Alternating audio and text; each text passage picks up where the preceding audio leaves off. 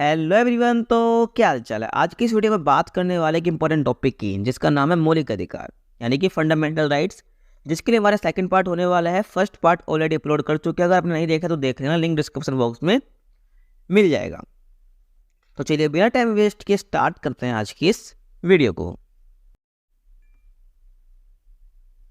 तो पिछली वीडियो में हमने बात करी थी 3 मौलिक अधिकारों की, समानता का अधिकार, स्वतंत्रता का अधिकार और शोषण के विरुद्ध अधिकार। आज की इस वीडियो में बात करेंगे धार्मिक स्वतंत्रता का अधिकार, संस्कृति और शिक्षा संबंधी अधिकार और संवैधानिक उपचारों का अधिकार। तो आज की इस वीडियो में 3 की बात हम करने वाले हैं। तो चलिए बात करते हैं धार्मिक स्वतंत्रता का अधिकार, जिसका वर्णन हमें देखने को मिलता है अनुच्छेद 25 से 28 तक। तो अगर हम बात करें अनुच्छेद 25 की, तो उसमें धार्मिक रीति रिवाज को मानने की और धर्म का प्रचार प्रसार करने की स्वतंत्रता है। तो हम कह सकते हैं इसके अंतर्गत कोई भी व्यक्ति किसी भी धर्म को मान सकता है, उसके रीति रिवाज को मान सकता है और धर्म का प्रचार प्रसार कर सकता है। तो इसके अंतर्गत ये बातें आती हैं। अगर हम बात करें अनुच्छेद 26 की, तो इसमें धार्मिक कार्यों के प्रबंध की स्वतंत्रता है व्यक्ति को।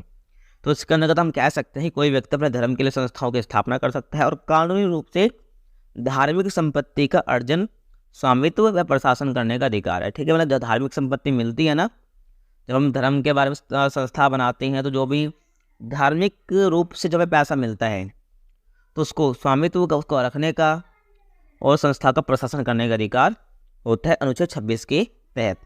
ठीक है, आगे हम बात करें अनुच्छेद 27 की, तो इसके अंतर्गत धार्मिक कार्य के लिए धन जो है कर मुक्त होता है, टैक्स फ्री होता है।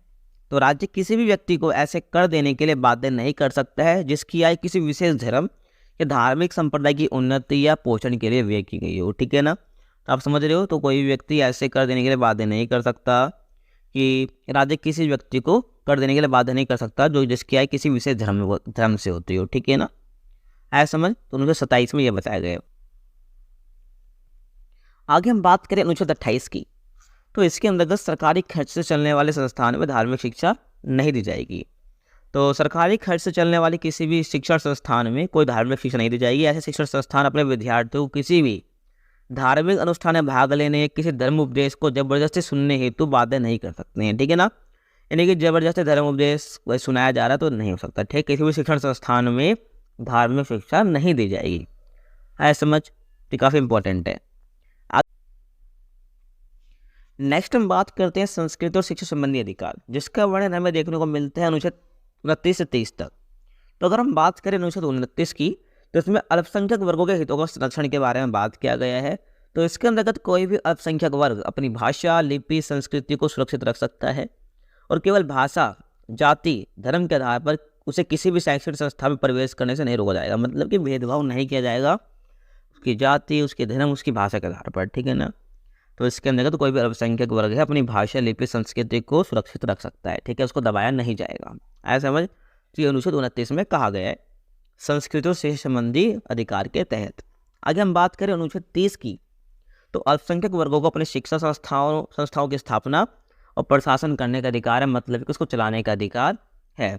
तो कोई भी अल्पसंख्यक वर्ग अपनी पसंद का शैक्षणिक संस्था चला सकता है और सरकार उसे अनुदान देने में किसी भी तरह का भेदभाव नहीं करेगी। ठीक है, मान लो कोई ए व्यक्ति है तो वो बहुसंख्यक में है, उसको अनुदान मिल रहा है, तो और बी को नहीं मिल रहा जो कि अल्पसंख्यक है, तो ऐसा नहीं होगा। ठीक है ना, सरकार है उसे अनुदान देने में कोई भी भेदभाव नहीं करेगी इस तरह का। ठीक है ना, सब बराबर है, आपको ध्यान रखना है। तो ये आपको ध्यान रखना है। ठीक है, ये हो गया अनुच्छेद 30। आगे हम बात करें संवैधानिक उपचारों का अधिकार, जिसका वर्णन हमें देखने को मिलता है अनुच्छेद 32 में। अब बोलोगे 30 के बाद 32 कैसे आ गया, तो अनुच्छेद 31 में संपत्ति के अधिकार का वर्णन था, जो कि अब कानूनी अधिकार बन चुका है, इसलिए यहाँ पर 31 का वर्णन नहीं दिया गया है। ठीक है ना, जैसे आइटम 32 पर आ गए हैं। तो संवैधानिक उपचारों का अधिकार का जो वर्णन है अनुच्छेद 32 में दिया गया है। तो अगर हम बात करें इस अधिकार की, तो संवैधानिक उपचारों के अधिकार को डॉक्टर भीमराव अंबेडकर ने संविधान का हृदय और आत्मा कहा है।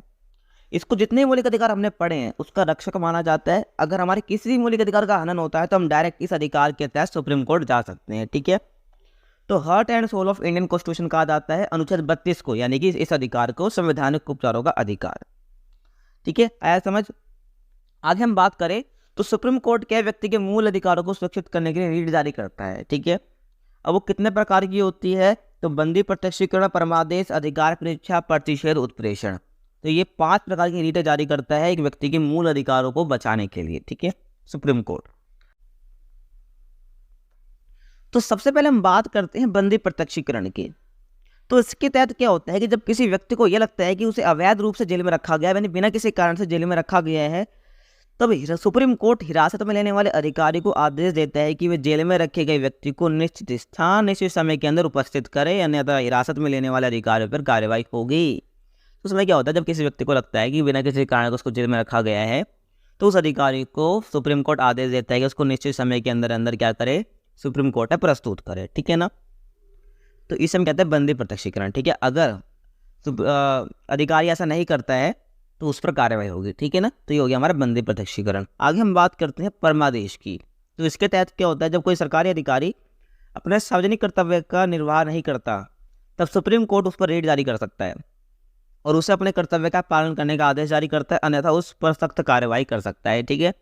तो कोई सरकारी अधिकारी ही अपने उसकी रिस्पॉन्सिबिलिटी जो उसका कर्तव्य वो नहीं कर रहा है, ठीक है, तो सुप्रीम कोर्ट पर रेड जारी करता है परमादेश और उसको अपने जो कर्तव्य उसका पालन करने का उसको आदेश देता है। अगर वो नहीं करता है तो उस पर सख्त कार्रवाई भी की जाती है। ठीक है।